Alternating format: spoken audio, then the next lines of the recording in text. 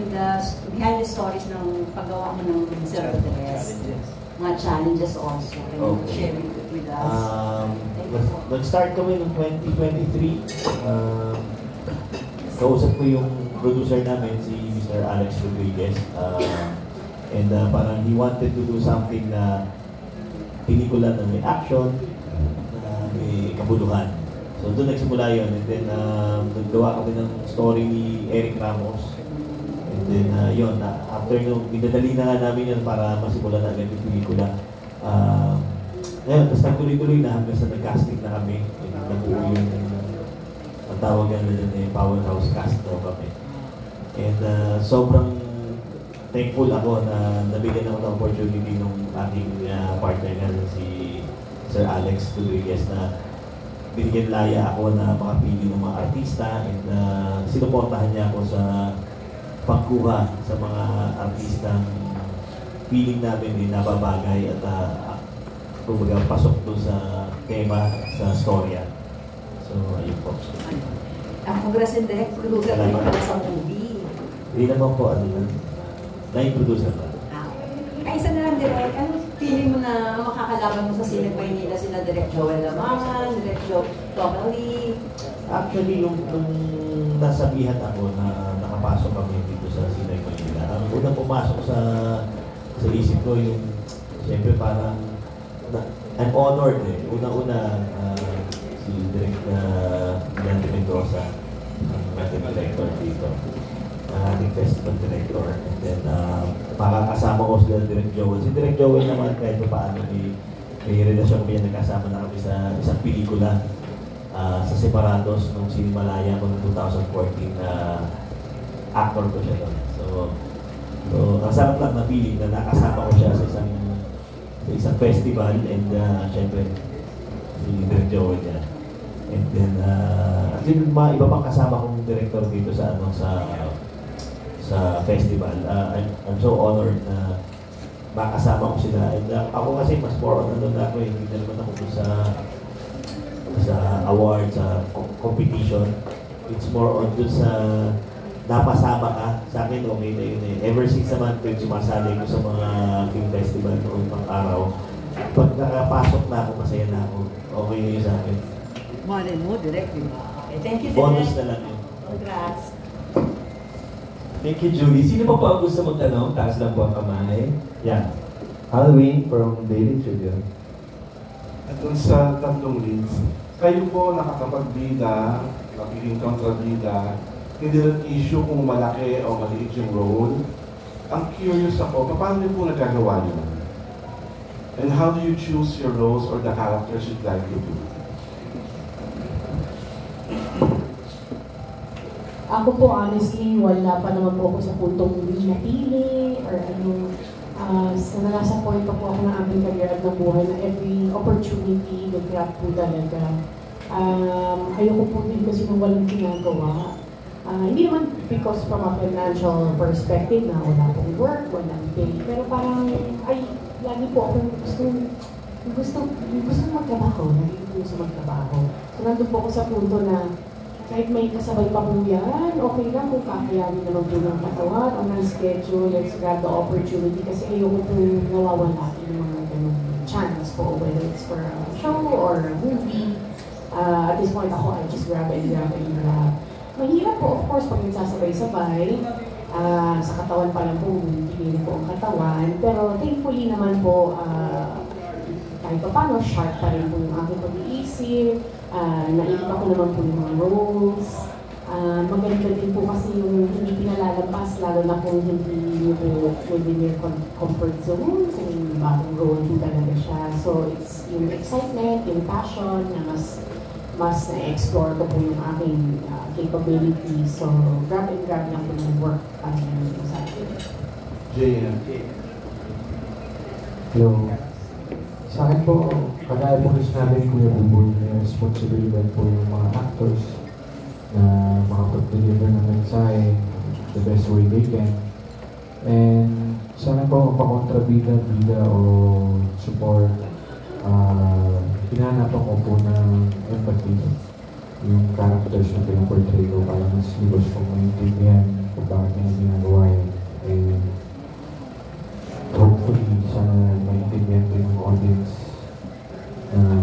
bakit nila yung mga choices na binibigay ko or decisions ko sa acting ko po.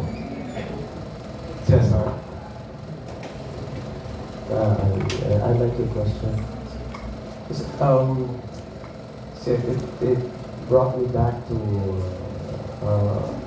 the movie El Presidente. Oh. I accepted the supporting role. Ang bida si ER. Yes, ito siya, si Emilio Aguinaldo. And I played Andres Bonifacio support. Sabi ko, I haven't done it. Talagang dream ko yung gawin ng Andres Bonifacio. And I did. I support ako. Kasi maganda yung bakbakan doon. Metro Manila Film Festival. Alam mo, nasa supporting role yung bakbakan talaga yung maging competition. Kasi sino ba mga kalaban ko doon sa supporting? Isipin mo na lang, hindi sila Peggy, Nacho, Torre, Laron, Garcia, etc. Di ba? To name a few. So, maganda bakbakan to. So, okay, game ako dyan. Ayun, lo and behold, I was with God's blessing, I was able to get nominated, and I was able to win the trophy. That's only my second. Can you imagine, second ko ng best supporting yun? My first was 1989. Hindi ko pa pinapanganak, ma'am. Ang bukas ay akin, Doris Lilien, Gretchen Barreto, Gistone Lancon. That was my first, second ko na yan. I love challenges, man. Kasi yun ang aking orientation. Nagsimula ako sa Dulaang UP, Tablado. So, doon I was a Shakespearean actor. And under Tony Mabesa and Chris Carpino, and I love doing that. So, iba-ibang klase role. So, and of course, I love yung method acting. That's my method. So, yun. Last question. So, 3 actors here. Was there ever one role na sobra kayong challenge na parang, ba't po ito tinanggap? Was there ever a role that came sa inyo, bakit po ito tinanggap? Ang hirap-hirap gawin. Carla? Ako siguro yung aking first kontrabida role. And nagkataon ko kasi na yung role ko na yung dual character po siya. May bago lang po yun actually, 2023 yun. It was called Stolen Live Show po. So first time ko po mag-kontrabida. And doon ko po kasi talaga na-realize, na-experience po na napakahirap po talaga. Mas gugustuhin ko po, umiyak na lang po ng bagi-bagi. Kasi yung mag-ape, it takes a lot more energy para maging kontrabida. Hindi ko po pinagsisihan yun, sobrang nag-enjoy po ako. Ano po natutunan, there's always a first time for everything. I would love to play the role of a kontrabida, kahit paulit-ulit pa po. Pero yun po siguro yung talagang, in a way, challenge po ako at pinakahirapan po ako. Most especially dahil first time po yun, tapos parehong bida, kontrabida po yun. So, astral projection po kasi yung tema ng aming show na yun. So, one moment ito yung bida, the other moment switch po kayo ng role. So, maghirap po yun, very challenging. Pero again, hindi ko po yung pinagsisip. Sobrang na-enjoy ko po yun. Masaya po magkontrabida, pero mas maghirap po siya. And grabe po yung energy na kailangan. JN? Sa akin po siguro yung isa sa nahihirapan ako, yung addict sa'yo. Oo. Recently lang. Yes. Kasi addict ako dyan. Hirap na hirap ka ba? Hirap na hirap ako kasi pinaalala niya sa akin lahat na nangyari sa akin. Nanakulong ako sa pageant room for ilang days. Isang buwan ako sa basement. So nag-flashback sa akin lahat.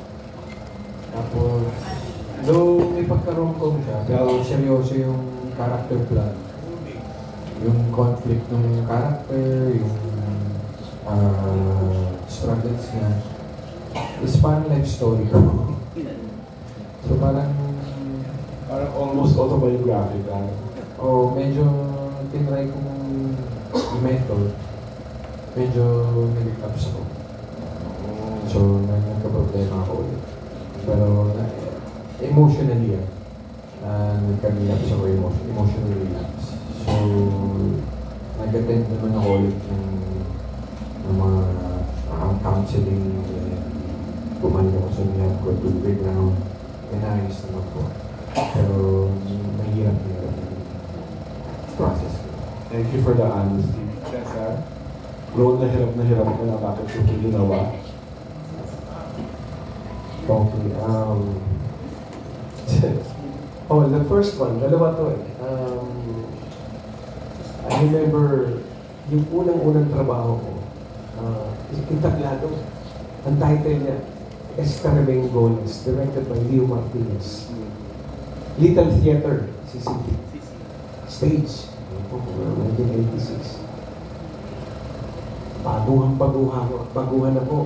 Ito yung actors, may actors workshop, saka napili lang ako nilino to play the role of the waiter. Pero iilan lang kaming cast nito. Can you just imagine kung sino etong cast nila? Bembo Loco, Lisa Lorena, Janet Delgado, Rudy Mayo, Rosemary Sanita, then ako, pang-anim. Puro matitinding artista. Masterclass. Ito na yung sinasabi mo, ito na yung lalabas na ako. First, kung paglabas, first performance namin, maraming performances eh. 11 performances yun sa Little Theater. Ito na yung cortina, lalabas na ako. Ito na yung cue ko.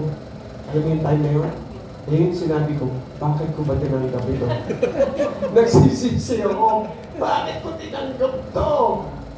So, alam niyo yung kaba ko, kung siguro may sakit ako sa puso, bulagta na ako sa kaba. Pero pagkatapos lumabas ako, yun na, pinawisan na, lumipad na, di ba? Yun, ayos na, yun, okay. Ganun pala yun. I was very, very new.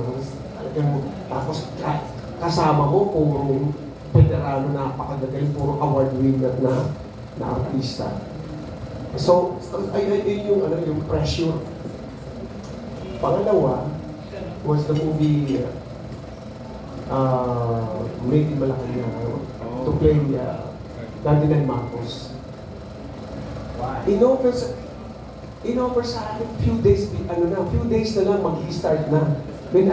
Wala na akong time to prepare. Yun, sabi ko. But I accepted because I want to play it.